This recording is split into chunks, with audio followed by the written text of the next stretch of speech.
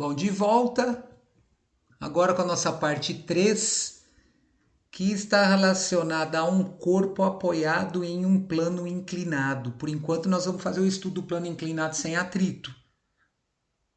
O estudo do atrito vai ser dentro dessas leis de Newton no próximo capítulo nosso. Agora o que a gente vai ter que entender aqui é que qual força que age no corpo quando esse corpo está apoiado num plano inclinado que o faz deslocar sobre esse plano. Então vamos lá. Então observem, seja um bloco de massa m apoiado sobre uma rampa inclinada de um ângulo θ com relação ao plano horizontal. No caso, ele pediu para desprezar os atritos. Então, observem o seguinte. Eu tenho um plano inclinado aqui, e essa inclinação do plano depende desse ângulo θ de inclinação. É lógico que quanto maior esse ângulo de inclinação, maior vai ser a inclinação dessa rampa, né? Mais rápido esse objeto vai deslocar sobre essa superfície inclinada. Mas o que tem que ficar claro é o seguinte, existem duas forças atuando no corpo. Uma que é a força de contato do corpo com a superfície, que é a normal. Observe que ela é perpendicular a essa superfície. E a outra que é a força peso, que é a força que a Terra aplica no corpo, que é radial. Ao observarmos a figura anterior, notamos que as forças que atuam sobre o corpo são a força peso, que tem intensidade m vezes g, e a força normal de reação a força de reação normal ao plano. Daqui a pouco nós vamos chegar no valor dessa força normal aqui. A gente vai chegar à conclusão que quanto maior a inclinação do plano, menor é essa força de contato. Bom, então observem. Ao desprezarmos atritos, notamos que o corpo desloca-se para baixo, ou seja, a força resultante que vai atuar nesse corpo está relacionada a essa componente Px aqui do peso, porque o que acontece? Como eu tenho um plano inclinado, para essa força peso ter uma direção vertical e para baixo, é porque ela é resultado de duas forças que estão atuando nesse corpo. Uma que atua no sentido do plano, que é essa força Px, e uma que atua perpendicular ao plano, que é essa força Py. Isso aqui é fácil de calcular, é só aplicar a relação trigonométrica no triângulo retângulo. Então observem. E outro detalhe, ele acelera para baixo por quê? Porque a força resultante vai estar associada a essa força peso Px aqui.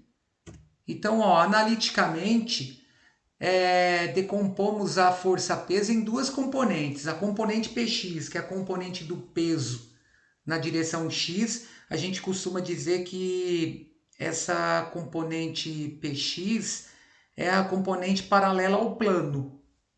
Observe que se eu voltar aqui, eu tenho meu plano inclinado aqui e essa força Px ela é paralela a esse plano. Ela é a força responsável pelo movimento do corpo no plano.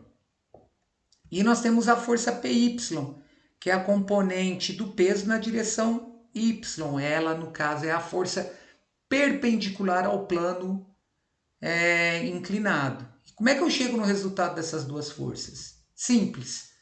Os módulos das componentes Px e Py são obtidos a partir das relações trigonométricas no triângulo retângulo, de acordo com o esquema abaixo. Observem que o meu corpo situado nesse ponto aqui, eu tenho uma força na direção do plano, paralela a ele, e uma força perpendicular ao plano. Se eu decompor essas duas forças, esse segmento P aqui, que é a força peso, ele é a hipotenusa do meu triângulo retângulo. Observe que esse segmento PY tem a mesma medida aqui.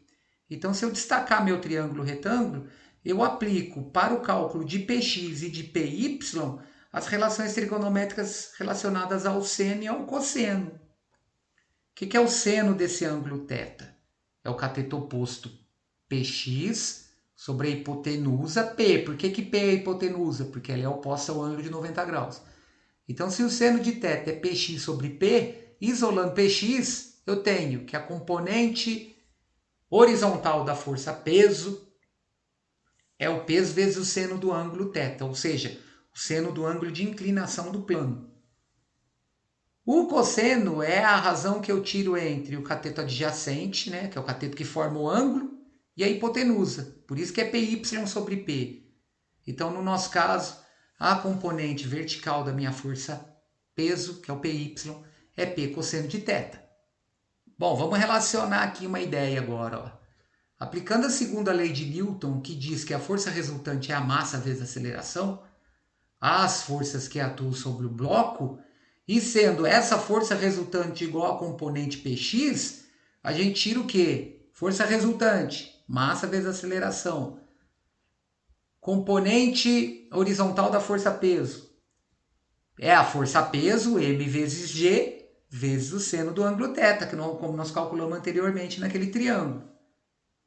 Agora, observem que, como a massa é comum nos dois membros, eu posso cancelar. Logo, a aceleração adquirida por esse corpo neste plano inclinado não depende da massa do corpo. Ela depende única e exclusivamente da intensidade do campo gravitacional do lugar e da inclinação desse plano com o plano horizontal. É lógico, né? Quanto mais inclinado esse plano, ou seja, quanto maior o valor desse ângulo θ, mais rápido esse corpo desloca-se sobre a superfície. Beleza? Bom, e como é que eu calculo a normal relacionada a esse corpo? É simples. Observe que eu tenho a normal aqui e a componente Py. Elas têm a mesma direção em sentidos contrários. Nessa condição, eu não tenho aceleração para essa força normal e essa força Py. Então, eu posso igualá-las. Elas estão em equilíbrio estático. Então, ó, na direção do eixo y, nós temos que a normal menos a componente do peso na direção y é igual a massa vezes a aceleração. Porém, o que acontece? A aceleração é nula na direção y. Esse corpo se encontra em equilíbrio estático. Então, se a aceleração é nula, n menos Py é igual a zero. Ou seja, n é igual a Py. Neste caso, a minha força normal é a força peso, que é m vezes g, vezes o cosseno do ângulo θ. Isso que eu falei no começo. Ó. Se eu aumentar esse ângulo aqui, o cosseno diminui pra caramba. Então, conforme eu vou aumentando o valor do ângulo θ, eu vou diminuindo o valor do cosseno. Ou seja, esse produto aqui vai diminuindo, a minha força normal vai também diminuindo proporcionalmente a esse produto. Então, essa intensidade da normal diminui, o corpo vai perdendo aquela condição de contato com a superfície. Beleza? Encerro aqui essa parte de plano inclinado.